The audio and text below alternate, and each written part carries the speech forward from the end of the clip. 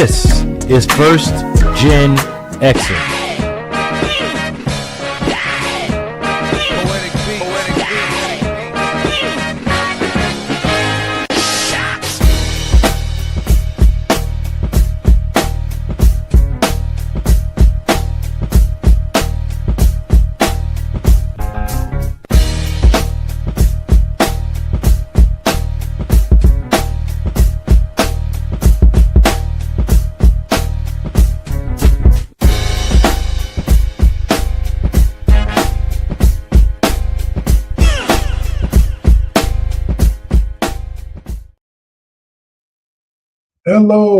Hello. What's up? It's me, the one and only Dark Lord 100. Tonight I'm flying solo as the one and only O'Malley unfortunately had some family stuff she had to take care of, so she will not be able to be here tonight, but we're wishing her and everything around her a speedy recovery and hope she'll be back next week. This week we are kicking it off real quick with with some NBA talk. The Washington Wizards will start there. Trade Chris Middleton. The Washington Wizards receive Chris Middleton in what will end up being a 6-team trade. Let's kind of go over this here right quick, and I will let you know, and we will see what I think of it.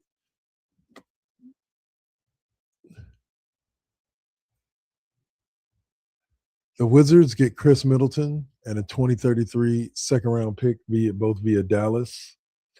The Grizzlies, who did a lot of moving this year, end up with A.J. Johnson via Dallas, D'Angelo Russell via Washington, Isaiah Stewart via Detroit, 2029 second-round pick, Dallas's 2029 second-round pick, Washington's 2030 top 20 protected first round pick via Dallas, and 2032 and 33 second round pick via Washington. That's insane. The Grizzlies seem like they came out with the most out of this.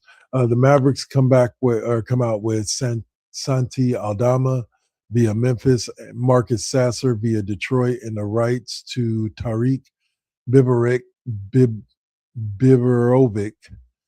via Memphis in the 2020, the 56th pick of the 2023 draft, and then you have Karis LeVert via Detroit, and who will also be for the Bucks, and who will also be receiving 2 second-round picks via Detroit.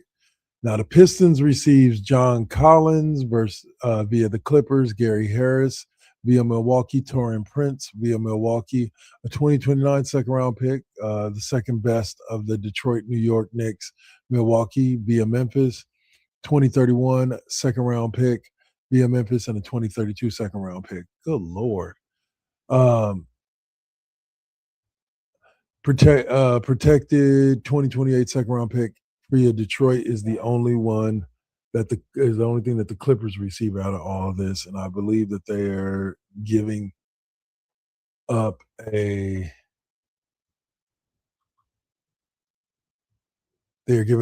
just John Collins for that second round pick effectively, because nobody else everything else is via everybody else. They received that via Detroit, and Detroit receives John Collins. So all this movement means that we will be looking at teams that are completely different come next year than this year. And I normally say that like in my argument against people talking about Kevin Durant joining a 73-9 Warriors team. The reason why that team didn't win 75 games the next year is because I believe the Warriors had to give up. I believe the total was 6 players remaining from the previous year's roster before they brought in Kevin Durant, and then some people to fill in the blanks, and drafted a couple of kids and stuff like that. Like he did not step on the court with the same team that won 73 games, not by a long shot. The core, like 3 or 4 players, Clay, Steph, Draymond, yes.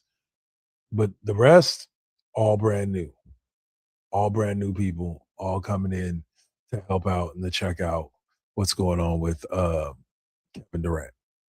But needless to say, like, yeah, all that movement is going to create, is going to have the Pistons, the Bucks, who are already going to be looking different after trading Giannis, the Mavericks, the Grizzlies, and the Wizards are all going to look different.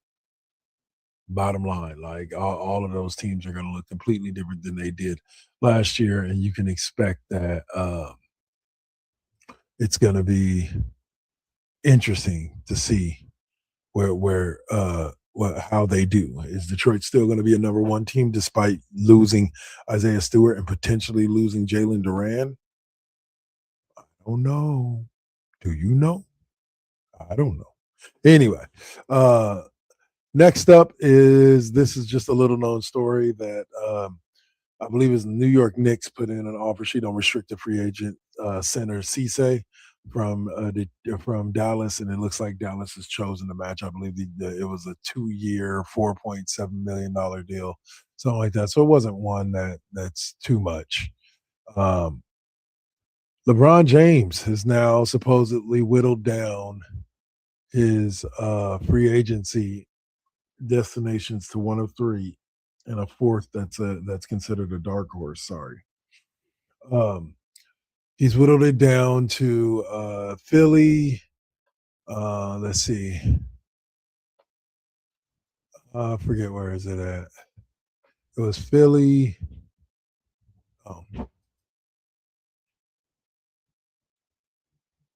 Cleveland and Miami, I believe. At this point, yeah, those three at this point. And I don't know.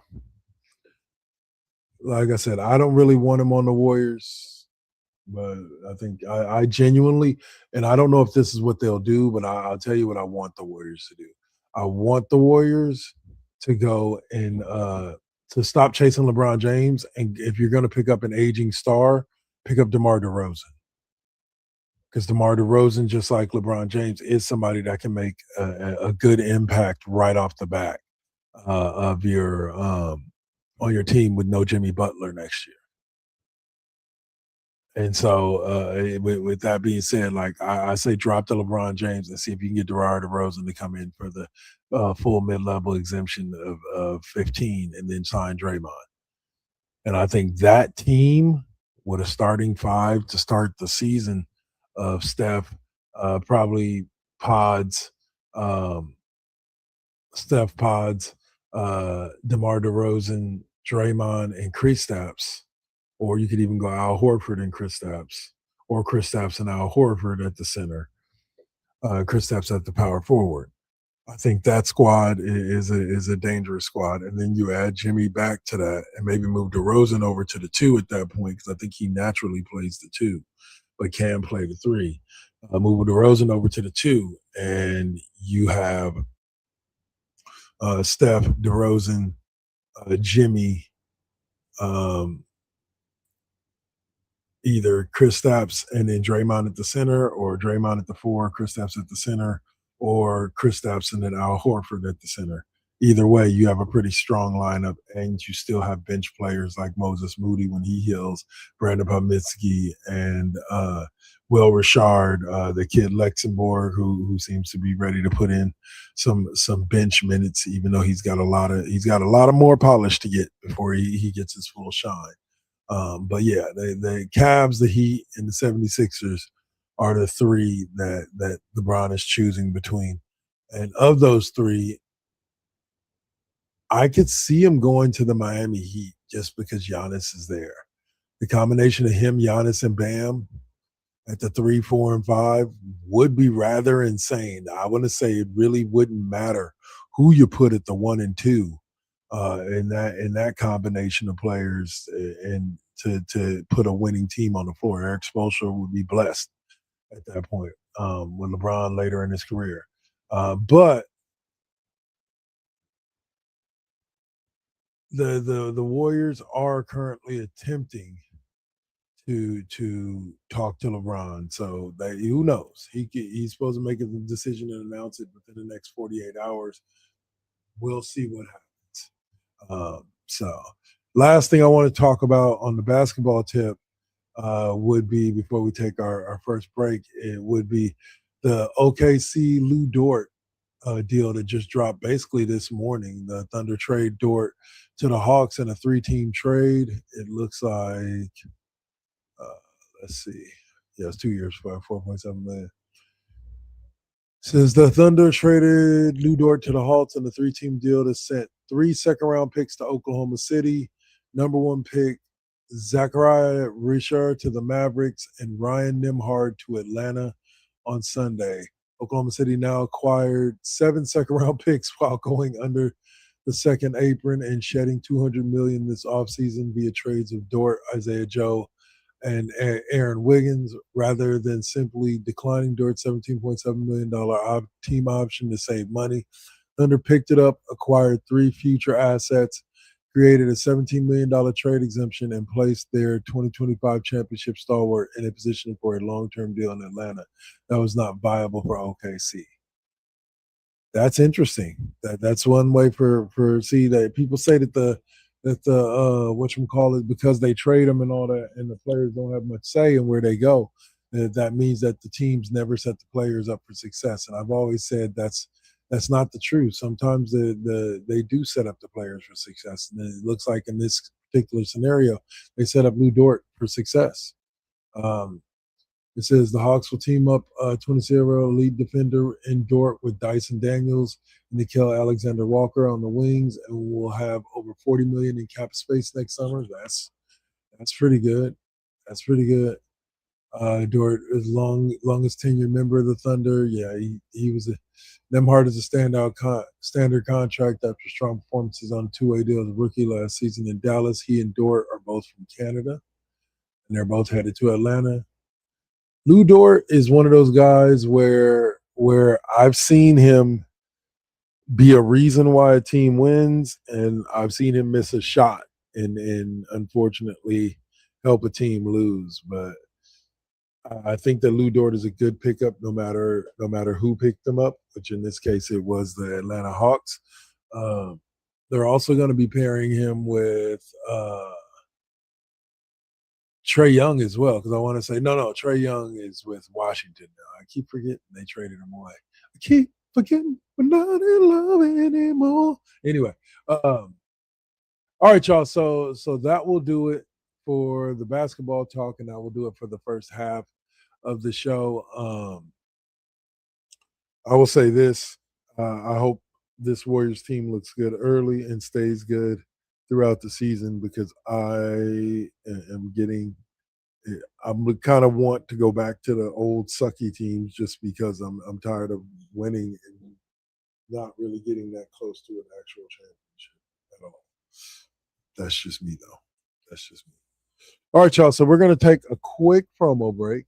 And after the break, we're going to talk some pro football, and then we're going to talk some football, otherwise known as soccer in America, and World Cup action. And we're going to talk about who won it all and why they won it all. Yeah. You are watching Le Classroom, brought to you by First GenXers Presents Broadcast Network, right here on Twitch and YouTube, as well as the Double KK Double Network on YouTube as well. So be sure to stay tuned in, and we shall be back. Drop some notes in the comment section if you got anything to say. Peace.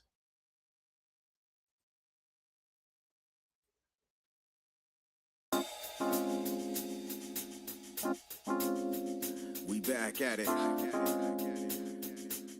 Yep, we still doing it. Poetic beat. First GenXers. Gia. Let's get it, y'all. Come on. We back in the building. It's been a long time cooking in the soup kitchen. And I'm chilling with the same. Dropping these beats, won't stop, nope, I can't. Let me get up in the lab, turn it up. Game on with the first GenXers. What's up? Let's flip on the switch to the Xbox and get up in my zone, I'm clowning. Let me clear my throat for a minute. Shout out to my folks while I'm in it. It ain't nothing but love, it's babe business. I really don't know what's so who ain't feeling this. And this is only the beginning. Now versus then, this is something for the chillin'. Poetic got the joints like McDonald's. I'm loving it. It's the first Gen. We're now rocking with Poetic Beats. This is the first Gen Xers production. Get your PlayStations out. Get your Xbox out. Get your Switch out. Let's get it in, y'all. Holla back.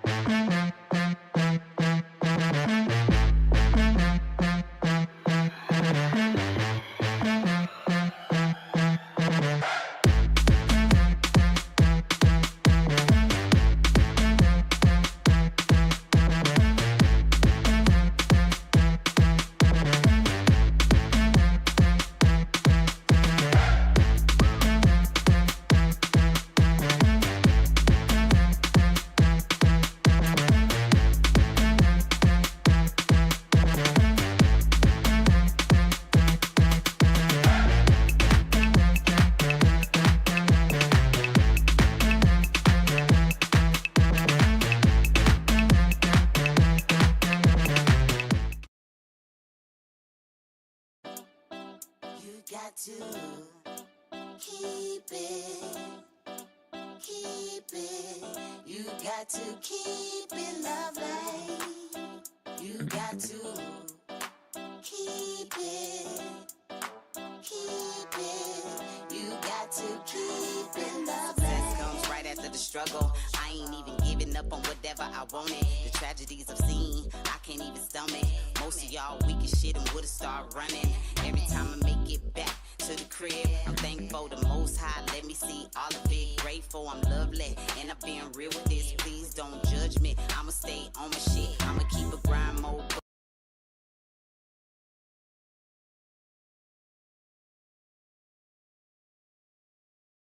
Adams family like dynamic between Pugsley and Wednesday. Like, Yeah. very true. Yeah. Well, I always temper this because I think I did not like the receive the caution tagline. I've also seen what Chase Center looks like when the Valkyries are fucking playing, so fuck all of you. Because Chase Center is packed no matter what's going on.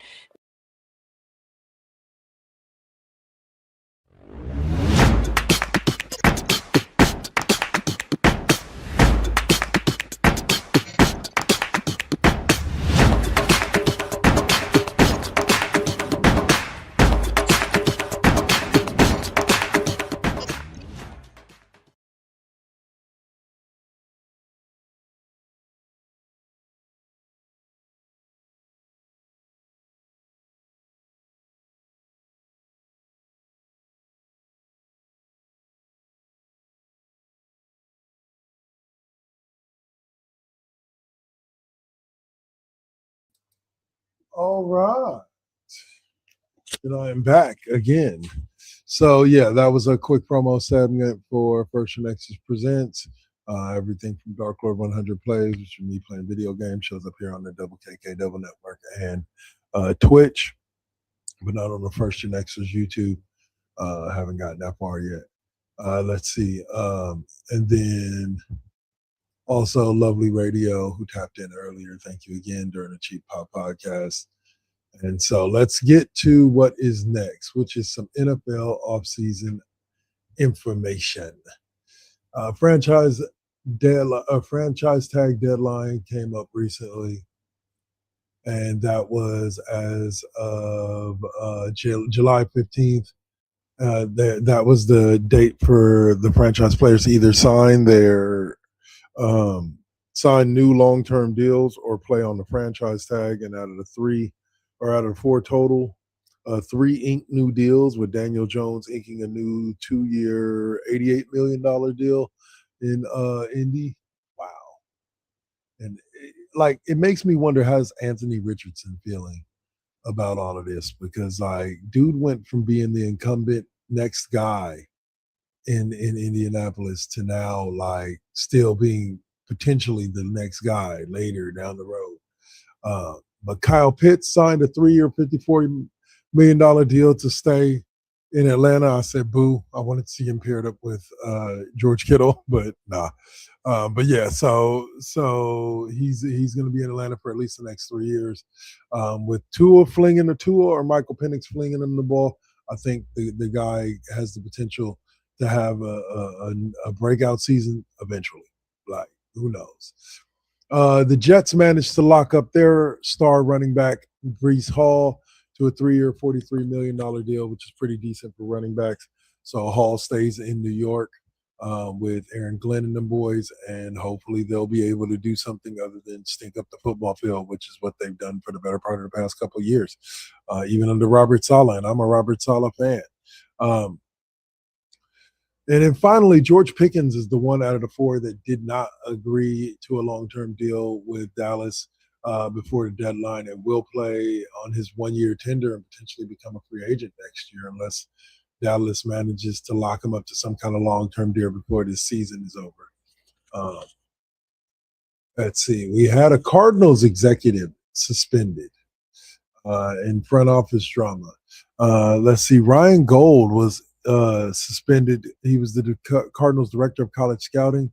League investigation found that Gold violated the NFL's strict gambling policy by sharing confidential, non-public information regarding the team's draft selections before they were officially announced on the clock. Wow. I also saw a report today that said his lawyer came out and said that this is all hogwash, but what else is the lawyer going to say? Or poppycock, whatever you want to say it. So what else is his lawyer really supposed to say, though? Because he's representing his client. But at this point in time, the dude's been suspended, and who knows if or when he's coming back. Good Lord Jesus.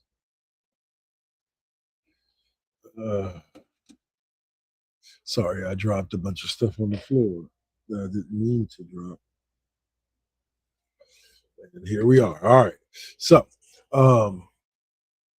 next up are key free agency and off-season signings and roster cuts. Ethan Pocic, after being let walk by the Cleveland Browns following an Achilles injury, the veteran center signed a one-year deal with the Baltimore Ravens worth up to $4.5 million to shore up their interior line. Good pickup, especially coming from a division opponent. The Panthers re-signed Brady Christensen. Carolina secured versatile depth by bringing back offensive lineman Brady Christensen on Friday. He can fill in at multiple positions across the line after recovering from a torn Achilles last year. They're getting deals on people that are coming off Achilles injuries, and like there were a lot of them last year. Like I don't even know, man. I can't even give you an exact number, but I know it felt like there was at least 2 or 3 every week. Not necessarily the star players, but there were 2 or 3 players coming down with going down with Achilles injuries every week last year. At least it felt like it. The 49ers waive offensive lineman Zach Thomas just ahead of rookie check-in day. Why? Who knows? They probably just didn't need him. He probably, like I said, Shanahan normally gives cats a couple of weeks to try to prove themselves, and if he doesn't feel he has a spot for him, he kind of moves them on so that way they can find their way to wherever they need to go to. So last up is the player movement and the worth the cost grass campaign. As the 2026 World Cup comes to an end, which we'll talk about in just a moment, its impact is spilling directly into the NFL offseason conversation because World Cup matches were legally required to be played on high-quality natural gas surfaces. Many stadiums that typically use artificial turf for NFL games underwent temporary grass installations. This prompted an immediate wave of NFL players launching a coordinated social media campaign using the hashtag worth the cost. Players are publicly calling on NFL owners to invest the capital required to transition all stadium surfaces permanently to natural grass to prevent lower extremity injuries. I never thought about that. I didn't know that. I thought that playing on the grass created more injuries, but I guess I could see how playing on the stiffer turf could create, especially when you're like falling out of the sky after making a big catch, and you just hit the ground. Like I could definitely see how playing on grass might be a little bit softer. That grass could kind of catch you, but in general, that's interesting to me that that the NFL players are now petitioning for all grass surfaces. Because I remember at one point there was a movement towards uh, turf, which is why we have turf, but they but now they're shifting back to grass. And I guess if it helps with less injuries, then I'm all for it. I'm all for it. All right, so that'll do it for NFL talk. Next up is the one and only World Cup, which was finished today. The final took place earlier today. I want to say England took third place yesterday. Ferran Torres scored a dramatic 106th minute extra time goal at MetLife Stadium to lift Spain past Lionel Messi and Argentina. That's insane. Spain. Wow. Who would have saw Spain? Like, I think there are some people that did see Spain a little bit, but not me. Out of all the teams, like I figured like Messi would be the one, and Argentina would be the once they got to the final. I was like, all right, this is his year. I think he's gonna be retiring soon. They're gonna go out on top. Like my dude's gonna do his thing. But wow, Spain said nope, not this year, not this year at all. And although my colleague kind of feels like she doesn't care about how the American team did, I'm kind of proud of them, even though they got knocked out in the second round after they won their first knockout stage matchup and ended up losing the next one. Like I said, I'm not ashamed of that. I'm glad that they took it, that they went that far. But I would like to see the U.S. win a World Cup sometime in my lifetime before I pass away. I ain't got but a few more turns left on this planet. I'd like to see us win a World Cup, and I got about 4 or 5 World Cups left in me. So I would like to see us win a World Cup in soccer at some point. At some point, please. But needless to say, congratulations to Spain. May they revel in this for the next 4 years until they have to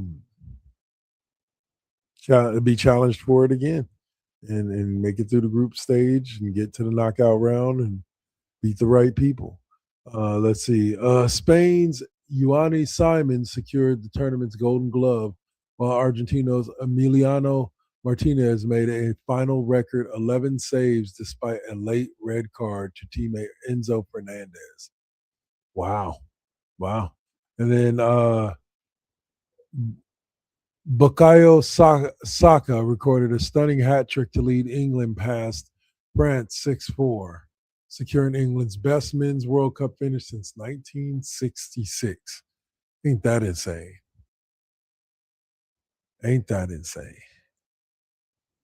Yeah, we aren't going to be on too much longer, folks. Thank you for tapping in. No O'Malley tonight. Unfortunately, she had to back out last minute. I got one more subject that I'm going to go over, and that's going to be, I got to find out what it is, though. Nope, that's not it. Hold on. Let's go here.